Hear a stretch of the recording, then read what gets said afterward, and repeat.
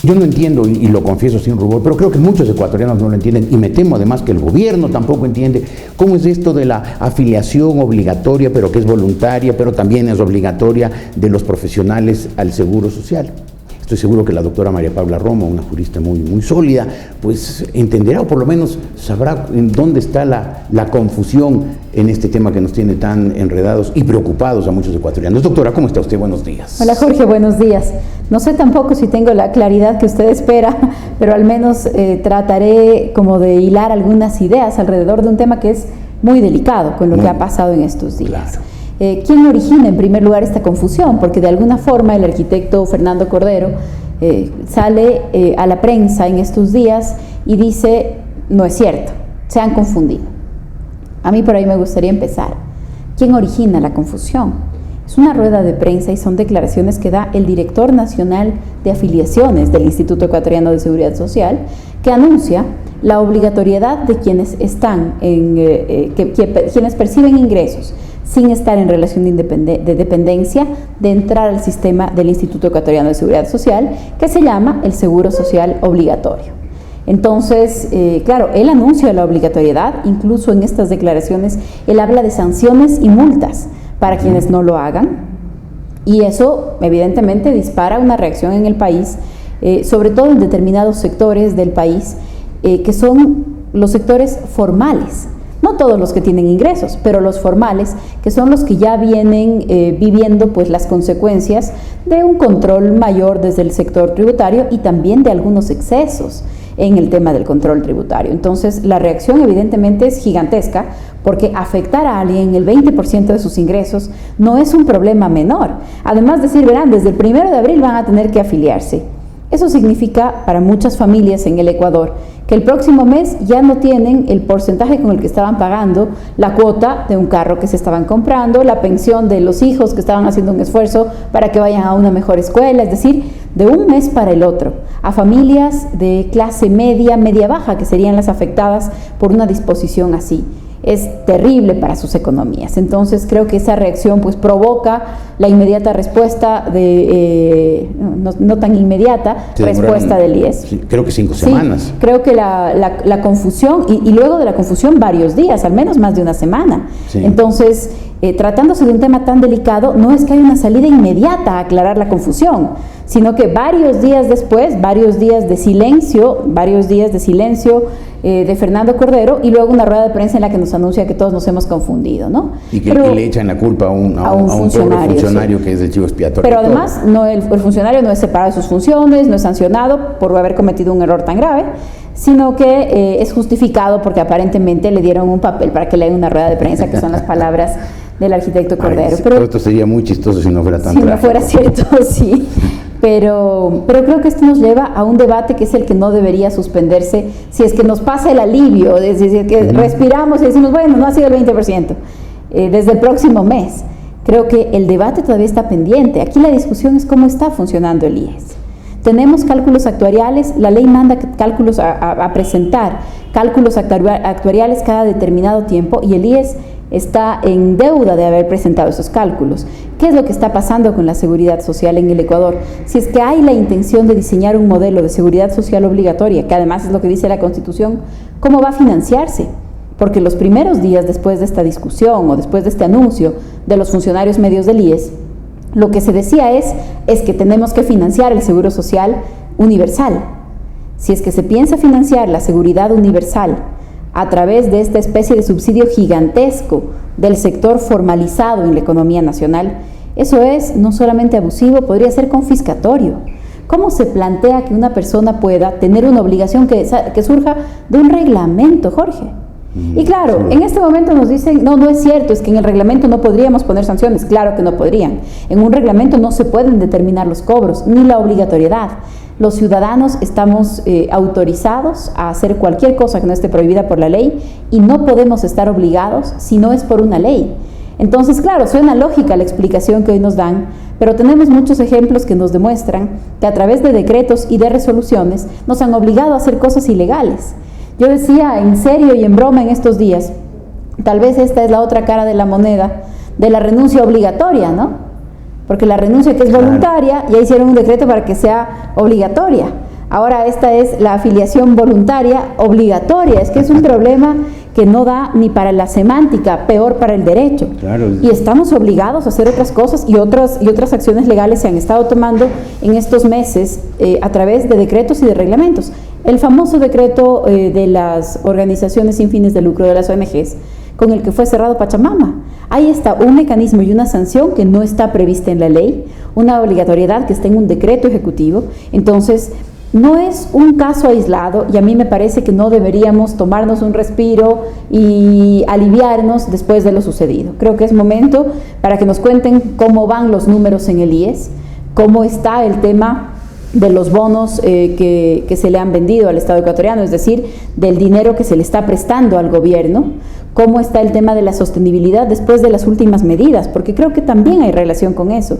Hay unas medidas que se anunciaron como unas medidas que extendían la protección, la cobertura para hijos de las personas afiliadas, para parejas de las personas afiliadas, que ampliaban la posibilidad de que se afilien los estudiantes en el extranjero, y claro, suenan todas como unas muy buenas noticias, por supuesto, pero la pregunta es si el IES está listo para aguantar la incorporación de todos esos nuevos afiliados y cuáles son los cálculos matemáticos, financieros, que en el mediano plazo nos van a permitir hacer eso. Porque si no, Jorge, la tranquilidad que en estos días nos da, digo tranquilidad entre comillas, la declaración de Fernando Cordero, pues probablemente en un par de meses podrá pasar por la Asamblea y ahí sí convertirse en una ley y en una obligatoriedad. Creo que es una discusión que vale la pena tener en el país.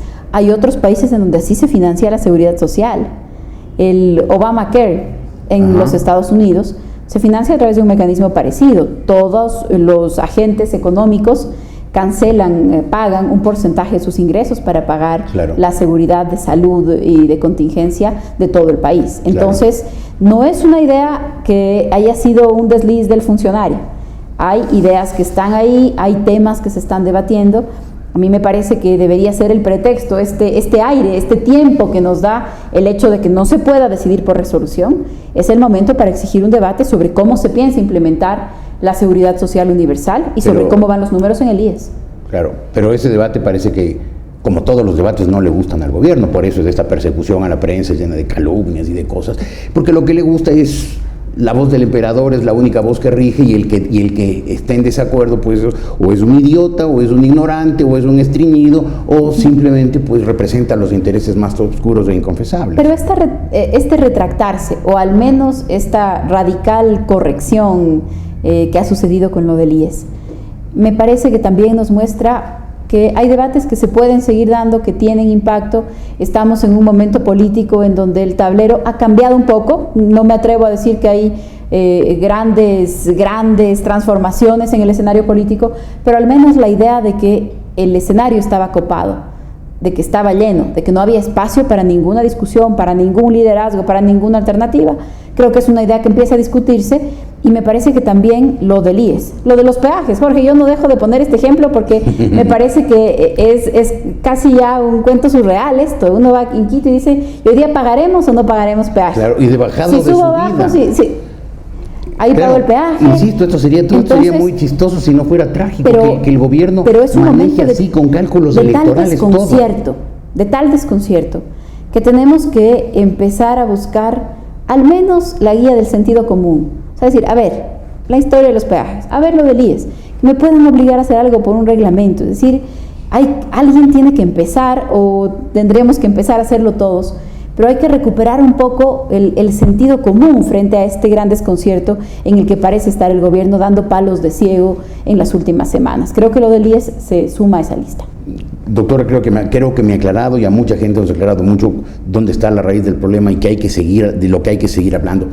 No puedo agradecerle su presencia aquí y despedirme sin antes preguntarle, ya que mencionó la política, el movimiento Ruptura, ¿cómo está hoy en ese nuevo escenario político? A mí me parece que ha sufrido un cambio muy importante. Así es. Si bien la relación de poder no se ha cambiado, pero sí se destruyó la imagen de invencible. Se destapa el espacio. Ya Correa no es el invencible que gana todas las elecciones, ya es un hombre, un político más ambicioso, hábil, inteligente, audaz, lo que sea, pero que pierde elecciones como perdió a pesar de las trampas que hizo esta última.